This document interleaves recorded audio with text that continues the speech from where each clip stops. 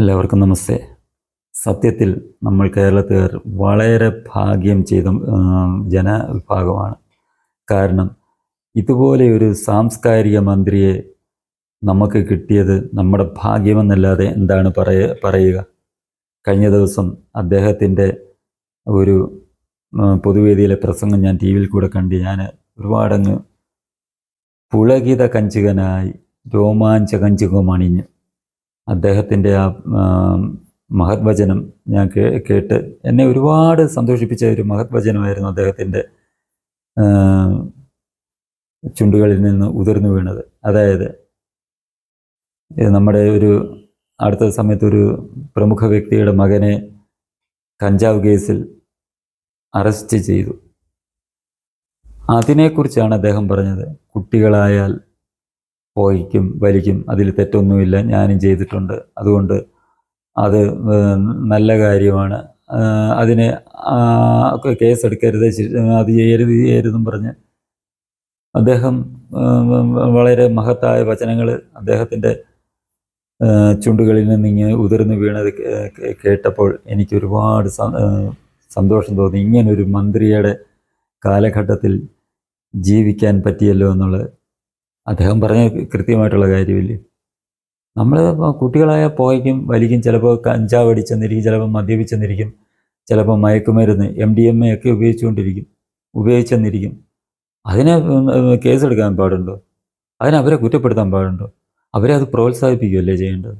ഇപ്പോൾ തന്നെ നമുക്ക് ആലോചിച്ച് നോക്കും, നമ്മുടെ സംസ്ഥാനം തന്നെ വളരെ ഈ പരിതാപകരമായ സാമ്പത്തിക സ്ഥിതിയിൽ കൂടിയാണ് നീങ്ങിക്കൊണ്ടിരിക്കുന്നത്.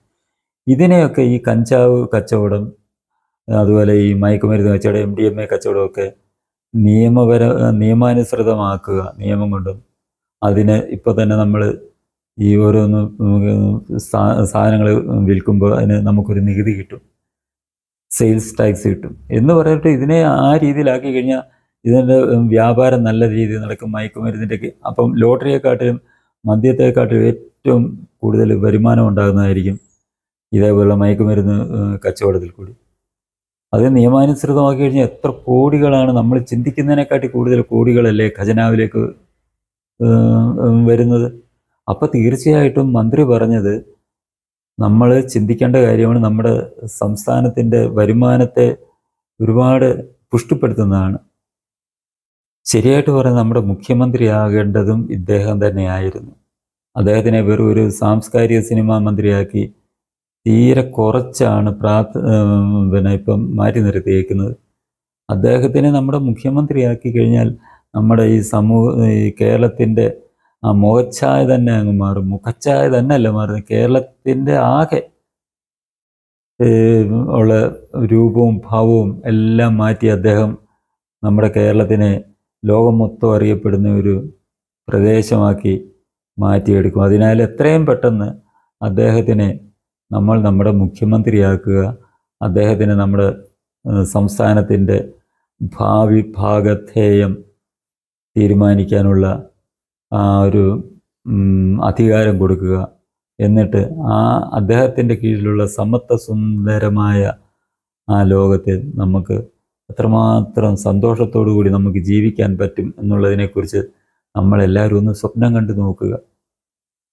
ഇത്തരം നേതാക്കന്മാരാണ് നമുക്ക് വളർന്നു വരുന്നത്. ഇത്തരം ദീർഘവീക്ഷണമുള്ള നേതാക്കന്മാരെ വേണം നമ്മൾ ജയിപ്പിച്ചു വിടേണ്ടത്. ഇത്തരക്കാരെ വേണം നമ്മൾ നമ്മുടെ ഭരണം ഏൽപ്പിക്കേണ്ടത്.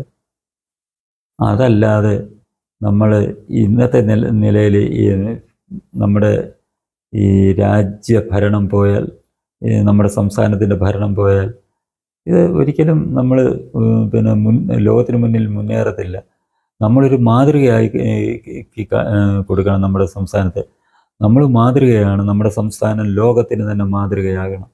അതിനായിട്ട് ഇതേപോലുള്ള ഈ മന്ത്രിയെ പോലുള്ളവരെ അധികാരം ഏൽപ്പിച്ചുകൊണ്ട് നമുക്ക് നമ്മുടെ ഭാവി ഭാഗധേയം തീരുമാനിക്കാൻ അദ്ദേഹത്തിൻ്റെ ആ കരങ്ങളിൽ, കരുത്തുറ്റ കരങ്ങളിൽ നമ്മുടെ ഈ ഭാവി തലമുറയുടെ എല്ലാ കാര്യങ്ങളും, അവരുടെ ജീവിതം തന്നെ നമുക്ക് സമർപ്പിച്ച് നമുക്ക് സന്തോഷത്തോടെയും സംതൃപ്തിയോടെയും ജീവിക്കാം എന്ന് മാത്രം ഞാൻ ആഗ്രഹിക്കുന്നു. എല്ലാവർക്കും നല്ലത് വരട്ടെ. ഈ ചാനൽ നിങ്ങൾക്കിഷ്ടമായെങ്കിൽ സബ്സ്ക്രൈബ് ചെയ്യുക. ഒപ്പം തന്നെ ലൈക്ക് ചെയ്ത് ഷെയർ ചെയ്ത് ബെൽ ബട്ടണും അമർത്തുക.